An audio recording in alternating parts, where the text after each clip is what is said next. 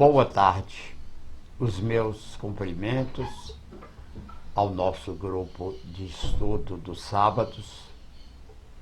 Hoje, 17 de outubro de 2020, palestra toda ela vinculada ao texto do livro Evangelho segundo o Espiritismo, o capítulo 20, Os Trabalhadores de Última Hora. Falo pela Fraternidade Espírita Canaci, de Montes Claros, que um texto assim bastante interessante. Aqueles que chegam por último, os trabalhadores da última hora. E o texto é sobre salários, compensações, retribuições pelo trabalho, pela autonomia, pelo ajustamento aos interesses de quem emprega e de quem é empregado. O Evangelho diz que os últimos serão os primeiros. E o que significa isso? Como pode o último ser o primeiro?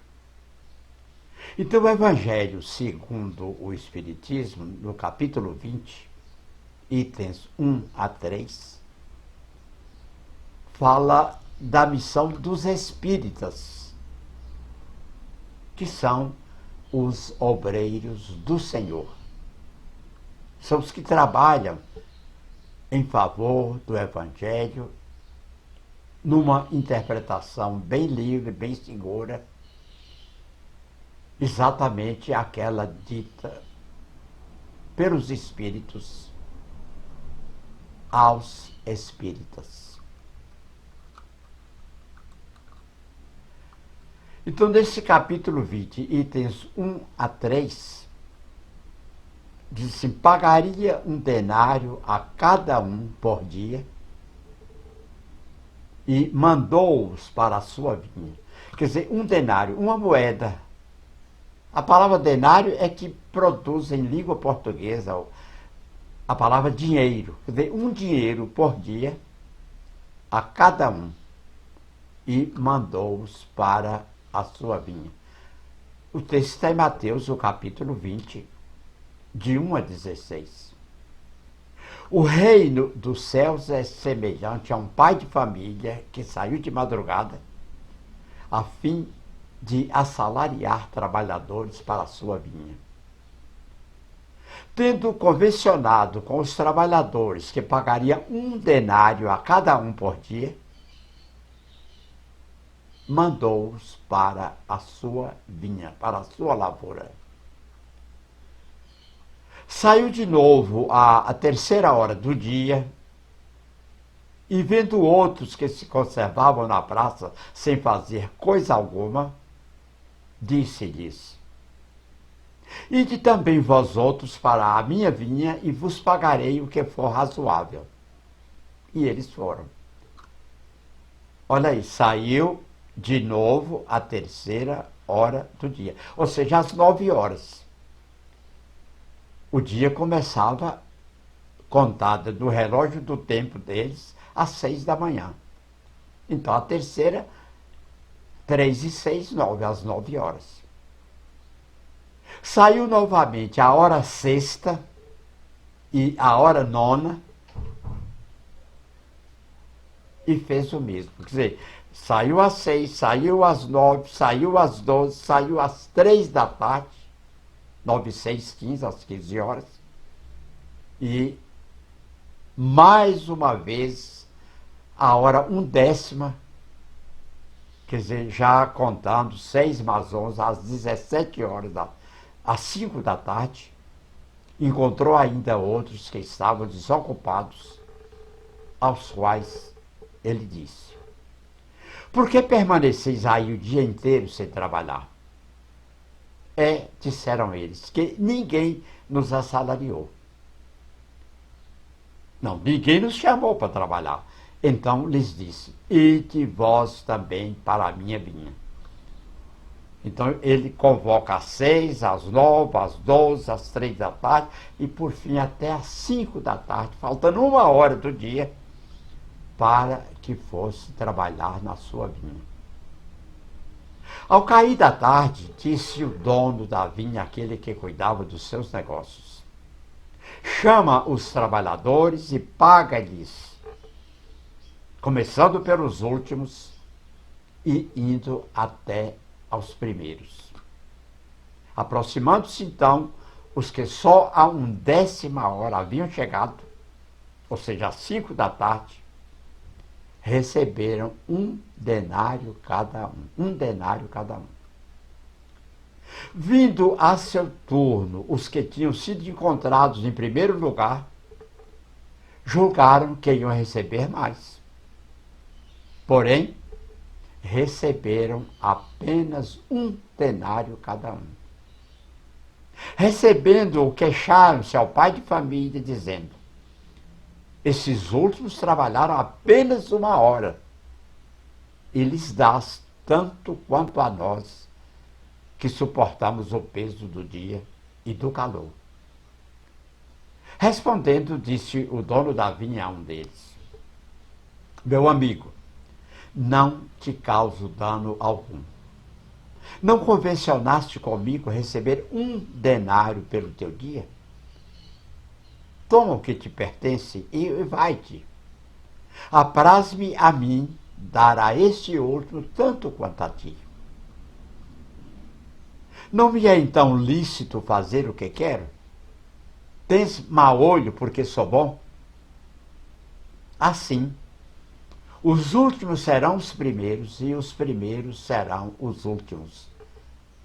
Porque muitos são os chamados e poucos os escolhidos. O obreiro da última hora tem direito ao salário, mas é preciso que a sua boa vontade o haja conservado à disposição daquele que o tinha de empregar e que o seu retardamento não seja fruto da preguiça ou da má vontade. Quer dizer, nem preguiça, nem má vontade. Tem ele direito ao salário, porque desde a alvorada esperava com impaciência aquele que por fim o chamaria para o trabalho, porque laborioso apenas lhe faltava o labor. Teria negado ao trabalho a qualquer hora do dia se houvesse dito: tenhamos paciência, o repouso me é agradável. Que necessidade tenho de me incomodar por um patrão a quem não conheço e não estimo? Esse tal, meus amigos, esse tal não teria tido o salário do obreiro, mas o salário da preguiça. Que dizer então daqueles que, em vez de apenas se conservar inativo, haja empregado as horas destinadas ao labor do dia em praticar atos culposos? Cometeu o erro. E que haja blasfemado de Deus, derramado o sangue de seus irmãos, lançado a perturbação nas famílias, arruinados que nele confiaram, abusado da inocência, que enfim se haja cevado em todas as ignomínias da humanidade. Que será desse? Bastar-lhe-á dizer à última hora: Senhor, empreguei mal o meu tempo. Toma-me até o fim do dia para que eu execute um pouco, embora bem pouco, da minha tarefa, e dá-me o salário do trabalhador de boa vontade? Não e não. O Senhor lhe dirá: não tenho presentemente trabalho para te dar. Malbarataste o teu tempo, esqueceste o que havias aprendido, já não sabes trabalhar na minha vinha. Recomeça, portanto, a aprender, e quando te achares mais bem disposto, vem ter comigo, e eu te franquearei o meu vasto campo, onde poderás trabalhar a qualquer hora do dia. Os trabalhadores da última hora, meus bem-amados, sois todos obreiros da última hora. Questão de evoluir.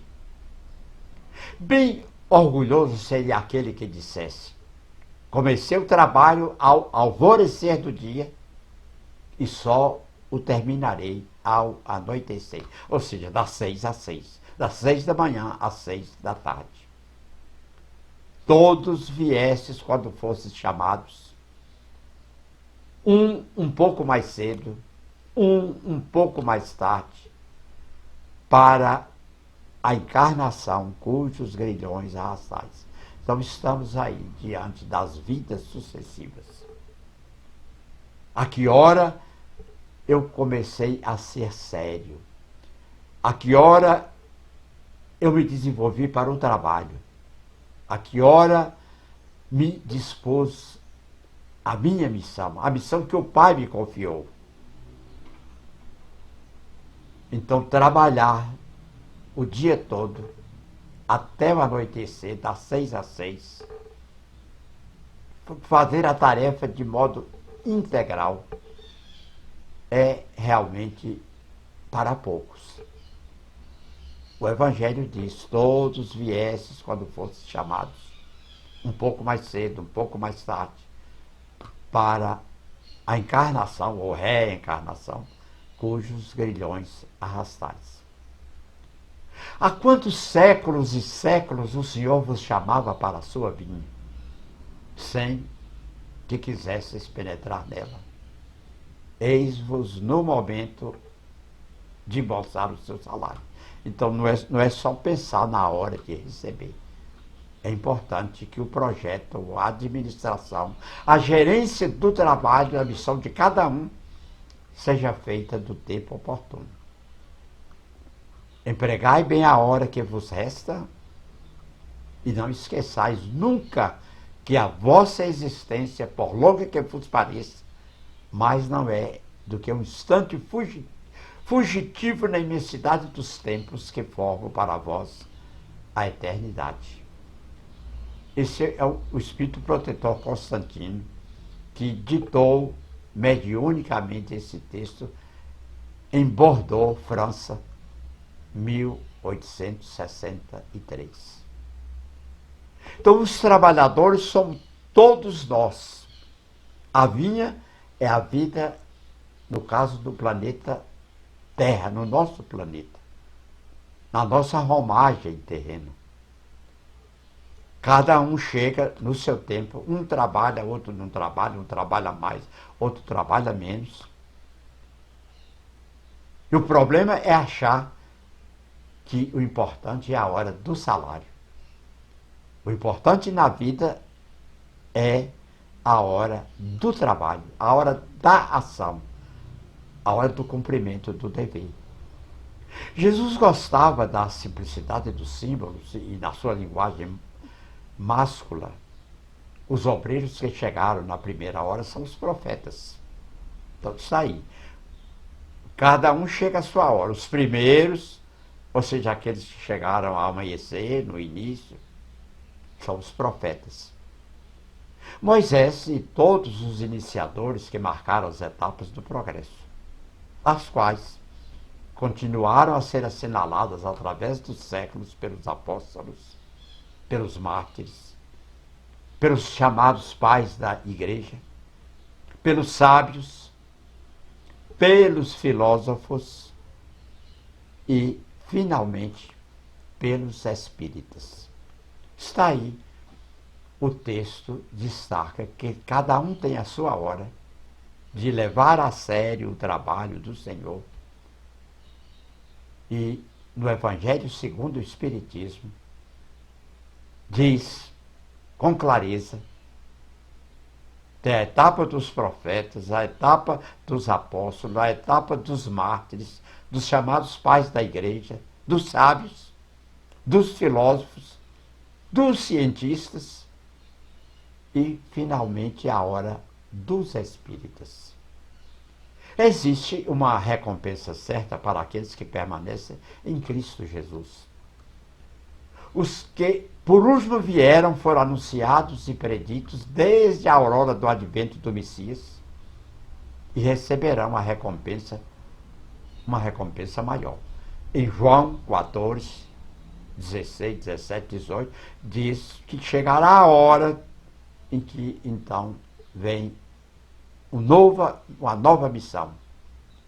Últimos chegados, eles aproveitam dos labores intelectuais dos seus predecessores, porque o homem tem de herdar do homem e porque coletivos são os trabalhos humanos. Deus abençoa a solidariedade. Nas vidas sucessivas, nas reencarnações que vêm uma após outras, vamos aproveitando a experiência anterior, nossa e dos nossos irmãos que vieram antes de nós.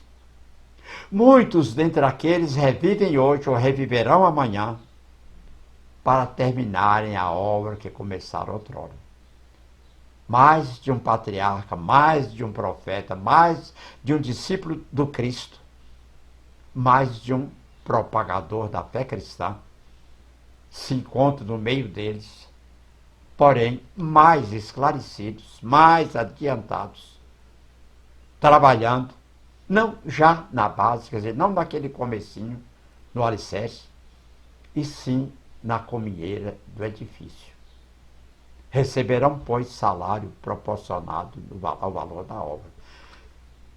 Então, o importante é que chegue aqui e trabalhe, que exerça a sua missão, cumpra a sua tarefa. Cada um tem a sua responsabilidade personalíssima. A reencarnação eterniza e precisa a filiação espiritual. Chamado a prestar contas do seu mandato terreno, o espírito se apercebe da continuidade da tarefa interrompida, mas sempre retomada. Então, interrompeu, chegará a hora que tem que cumprir de novo, tem que ser retomada. Ele vê, sente que apanhou de passagem o pensamento dos que o precederam. Entra de novo na liça, amadurecido pela experiência, claro, para avançar mais. E todos os trabalhadores da primeira e da última hora, com os olhos bem abertos sob a profunda justiça de Deus. Não, a vida não é castigo, a vida é escola, é oportunidade, é motivação para novas aprendizagens, sempre para avançarmos mais nessa profunda justiça de Deus. Tal um dos verdadeiros sentidos dessa parábola, que encerra, como todas as que Jesus utilizou, falando ao povo, o germe do futuro. E também, sob todas as formas, sob todas as imagens, a revelação da magnífica unidade que harmoniza todas as coisas no universo, da solidariedade que liga todos os seres presentes ao passado, presentes ao futuro. É de Henry Heine, Paris, 1863. Amai-vos e instruí-vos. Esse é o lema da doutrina espírita. Amarmos uns aos outros, amarmos os nossos irmãos, os nossos semelhantes, amar a todas as criaturas e nos instruir, aprendermos a cada passo. Então, espíritas, amai-vos, eis o primeiro ensinamento. Amai-vos e instruí-vos. Amai uns aos outros assim como eu vos amei, que são as palavras de Jesus. Terminando. Educa e transformarás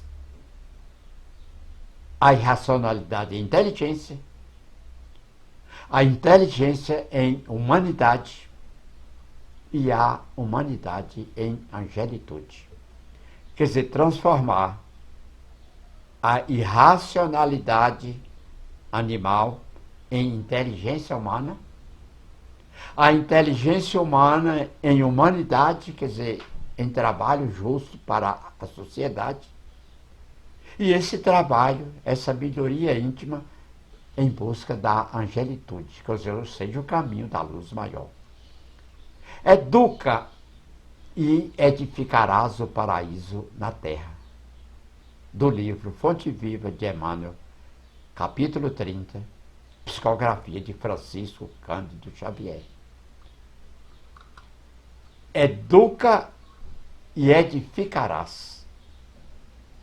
Edificando, estamos construindo o paraíso, ou seja, o mundo espiritual em nosso próprio mundo terreno. Porque vivemos realmente em dois planos, no plano material e no plano espiritual. Até o dia que estivermos integralmente no plano espiritual.